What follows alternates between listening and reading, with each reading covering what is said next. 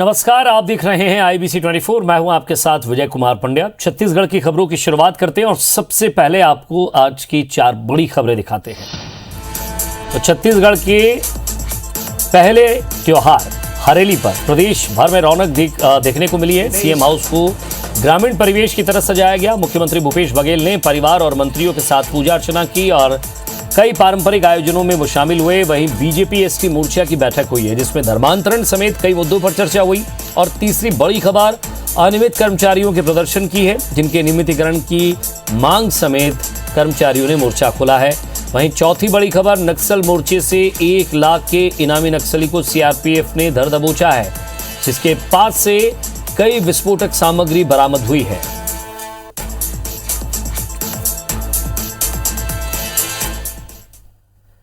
तो चलिए खबरों की तरफ बढ़ते हैं। छत्तीसगढ़ में आज पारंपरिक त्योहार हरेली को धूमधाम से मनाया गया। रायपुर में सीएम हाउस से लेकर दूर दराज के गांव तक लोगों ने गाजे बाजे के साथ त्योहार में हिस्सा लिया। सभी गोठानों में भी हरेली का पर्व मनाया गया।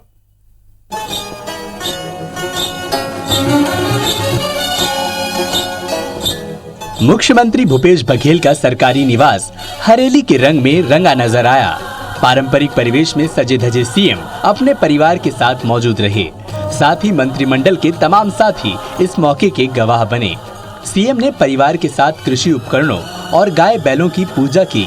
इसके बाद गेड़ी पर डांस भी किया। सीएम हाउस परंपरागत गीतों और नृत्यों से गूंज उठा।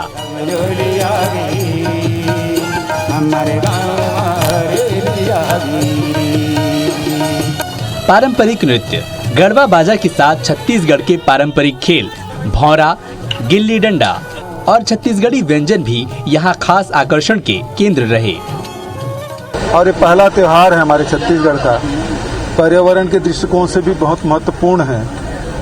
सब लोग आए और बहुत ही अच्छा वातावरण यहाँ बन पड़ा। सब लोग पूजा अर्चना भी की। सबसे हरेली के सबको बधाइयाँ भी एक दूसरे को दिए। तो मैं खूब प्रदेशवासियों को खूब बधाई और शुभकामना देता हूं। छत्तीसगढ़ी संस्कृति के ये जो त्योहार बार खान पान बोली बात और जो हमारे मन के जो परंपरा है तेला कैसे लागू करना है, तेला माननीय मुख्यमंत्री जी स्वयं में भाग लेते।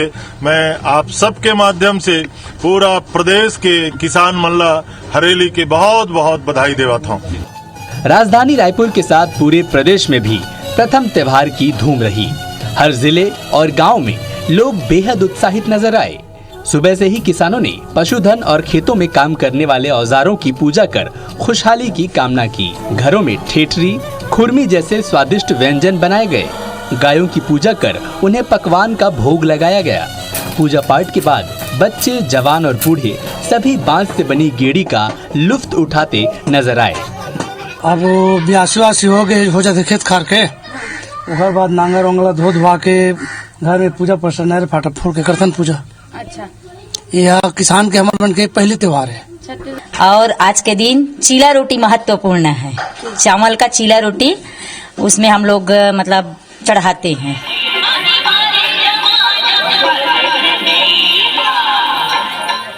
कई जगह महिलाओं के बीच फुगड़ी, कुर्सी दौड़, रस्सी खींच प्रतियोगिता का आयोजन भी किया गया। अलग अलग प्रतियोगिताओं में विजेताओं को पुरस्कृत भी किया गया। प्रदेश के गोठानों में भी हरेली की धूम रही। हरेली के साथ 75 दिनों तक चलने वाले भव्य बस्तर दशहरे की भी विधिवत शुरुआत हो गई। Bureau report, IBC 24।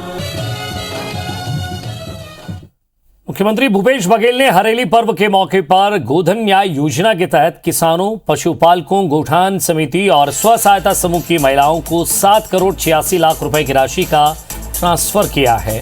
सभी लोगों को हरेली पर्व की बधाई और शुभकामनाएं दी। मुख्यमंत्री भूपेश बघेल ने कहा कि साल भर पहले आज के दिन ही छत्तीसगढ़ में गोधन न्याय योजना की शुरुआत हुई थी और हमने 2 रुपए किलो में गोठानों में गोबर खरीदी प्रारंभ की थी। तब किसी ने सोचा नहीं था कि इस योजना से गांव में इतना बड़ा बदलाव आने वाला है। 1 साल में इस योजना से जो चमत्कार हुए हैं उसे पूरा देश देख रहा है। मुख्यमंत्री ने कहा कि गोधन न्याय योजना से हमारे किसानों, पशुपालकों, माताओं, बहनों को नई ताकत मिली है। उन्हें आमदनी और रोजगार का जरिया मिला है। गोधन न्याय योजना के अंतर्गत 1 वर्ष में हुई गोबर खरीदी के एवज में किसानों और पशुपालकों को 96 करोड़ 8 लाख राशि का भुगतान किया गया है। और राजीव गांधी खेल रत्न पुरस्कार का नाम मेजर ध्यानचंद के नाम पर किए जाने से कांग्रेस के नेता नाराज हैं। मुख्यमंत्री भूपेश बघेल ने इस मुद्दे पर केंद्र सरकार पर निशाना साधा है। उन्होंने कहा कि मेजर ध्यानचंद हिंदुस्तान के नायक हैं, सभी उनसे प्रेरणा लेते हैं। उनके नाम पर बड़ी घोषणा प्रधानमंत्री को करनी थी। सीएम ने कहा कि अवार्ड के लिए पहले से राजीव गांधी का नाम हटाकर परिवर्तित करना प्रधानमंत्री की ऊंची मानसिकता का परिचय देता है। वहीं राहुल गांधी का ट्विटर अकाउंट सस्पेंड किए जाने के मामले पर मुख्यमंत्री भूपेश बघेल ने ट्वीट में लिखा है कि अंग्रेजों ने भी गांधी जी को समझने में भूल की थी। मेजर ध्यानचंद जी पूरे हिंदुस्तान के नायक हैं, हॉकी के बड़े खिलाड़ी, आइकॉन रहे हैं, सब उससे प्रेरणा लेते हैं। उसके नाम से कोई बड़ी घोषणा करनी थी प्रधानमंत्री जी को। ये राजीव जी के नाम से जो खेल रत्न पुरस्कार था उसको बदला गया, मतलब क्षुद्र मानसिकता का परिचय उन्होंने दिया है। उसके नाम से बड़ी घोषणा करनी थी।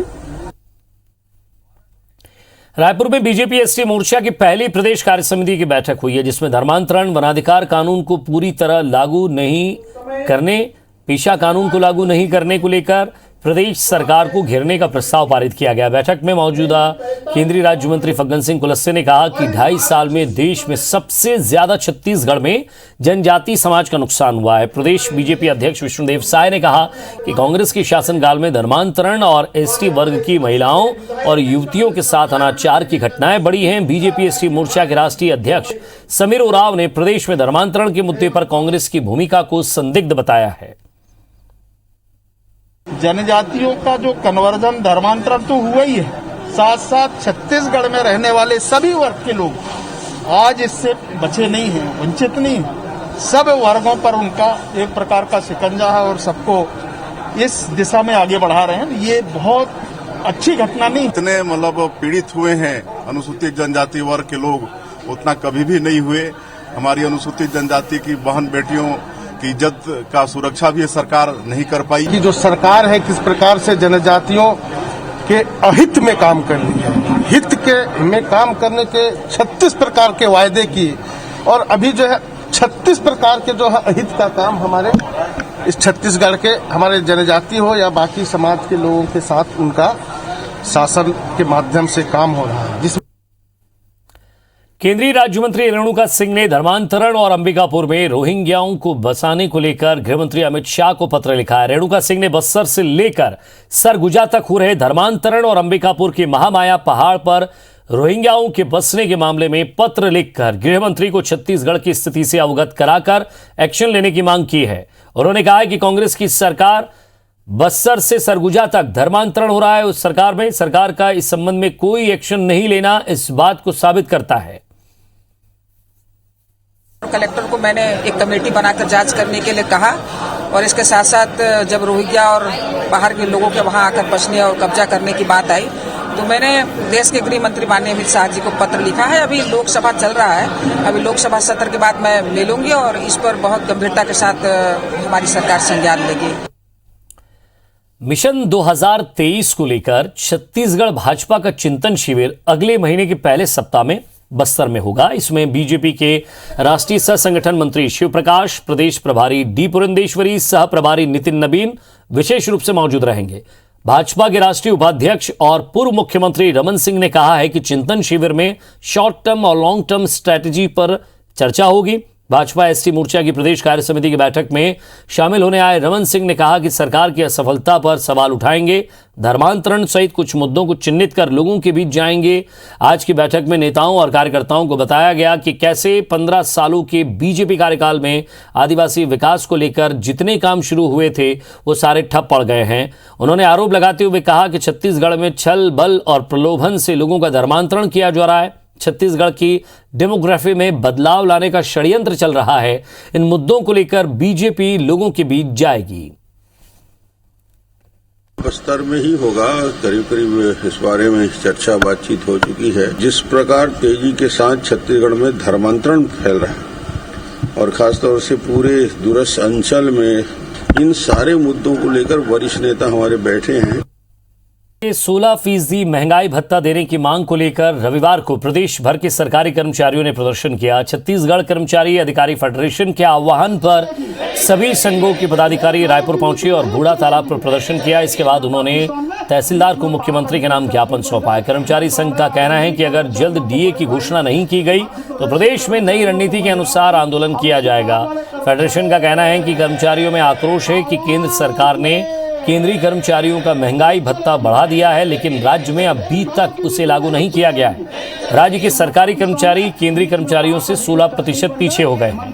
केंद्रीय कर्मचारियों को बड़े भाई इसमें हमारे 54 संगठन के प्रांतीय अध्यक्ष, प्रांतीय महामंत्री इसमें भाग ले रहे हैं। इसके साथ ही पूरे जिले के जिला संयोजक भी हमारे साथ इस आंदोलन में है और हम सरकार को आज अंतिम जो है ज्ञापन देने का कार्यक्रम, हम लोगों का अंतिम यह ज्ञापन देने का कार्यक्रम है। इसके बाद आज इस न्याय सभा के माध्यम से हम एक ठोस निर्णय भी लेने जा रहे हैं। हमारी महंगाई भत्ता 1 जुलाई 19 से लंबित है, 5 किस्त हो गया। छत्तीसगढ़ की माटी में केंद्रीय कर्मचारियों को 28% महंगाई भत्ता, विद्युत मंडल के कर्मचारियों को 28% महंगाई भत्ता और मेरे बेचारे राज्य सरकार के कर्मचारियों को 12% महंगाई भत्ता। जब बाजार एक है, शहर एक है, महंगाई एक है, तो ये भेदभाव की जो नीति है उससे प्रदेश के 4.5 लाख कर्मचारी आक्रोशित है।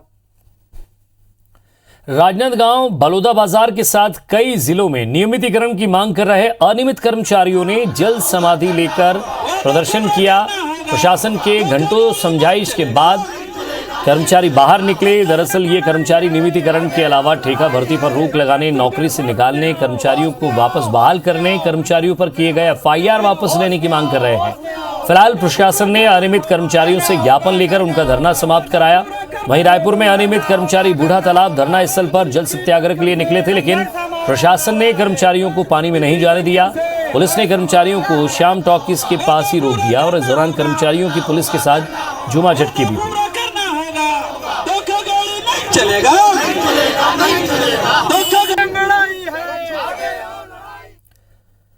जांजगीर चांपा जिले में सरकारी जमीन पर कब्जे को लेकर एक महिला की सरेआम पिटाई करने का एक मामला सामने आया है। घटना 7 अगस्त की बताई जा रही है।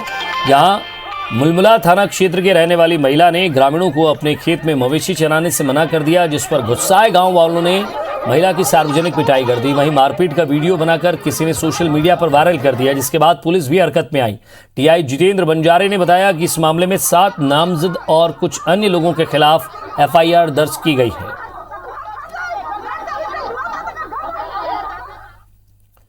जांजगीर चांपा जिले के जयजयपुर और सक्ती क्षेत्र के 40 बंधक मजदूरों को जिला प्रशासन ने तत्काल मुक्त कराया है। ये मजदूर जम्मू कश्मीर के अनंतनाग जिले के ईंट भट्टे में बंधक थे।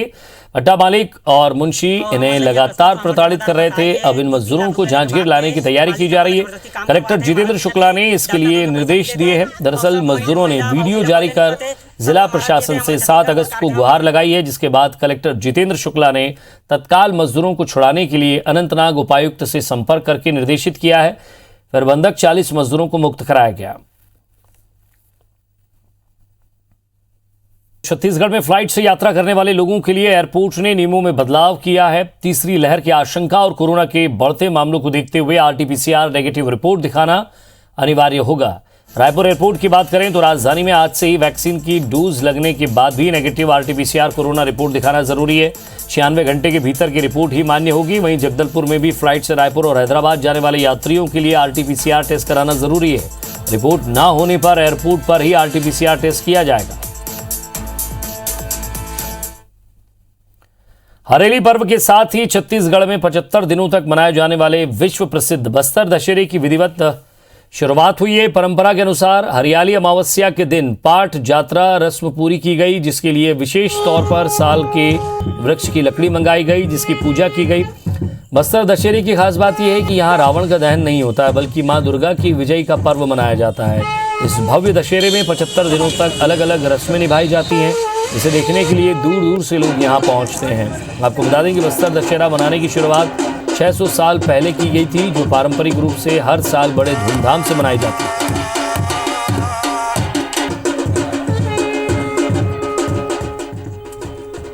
यही मेन चीज होता है कि टुल्लू कोटला का जो चक्का बनता है, इसी का मेन जो उसका क्या तो बमर नाड़ी बोलते हैं, इसका मेन चक्का, इसका मतलब पूजा पाठ का इसी का सामने चक्का रहता है। इसी में से मेन पूजा माई दंती देवी के आशीर्वाद से ये होता है। धमतरी जिले के अरौद क्षेत्र में 3 दंतेल हाथियों के आतंक के चलते ग्राम पंचायत के 9 स्कूलों को बंद कर दिया गया है, जिससे इलाके में दहशत है। वन विभाग ने इलाके में अलर्ट जारी किया। बालोद जिले के डोंडी वन परिक्षेत्र में हाथियों का उत्पात जारी है।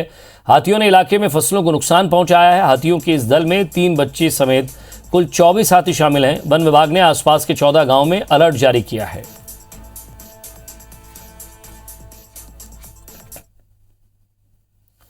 मरवाई में धान रुपाई करने के लिए खेत जा रही महिला पर 2 भालू और उसके शावकों ने हमला कर दिया।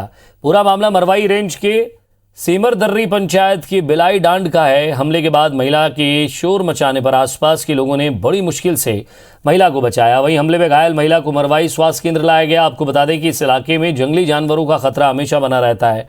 कभी तेंदुए तो कभी भालू लोगों पर हमला कर रहे हैं।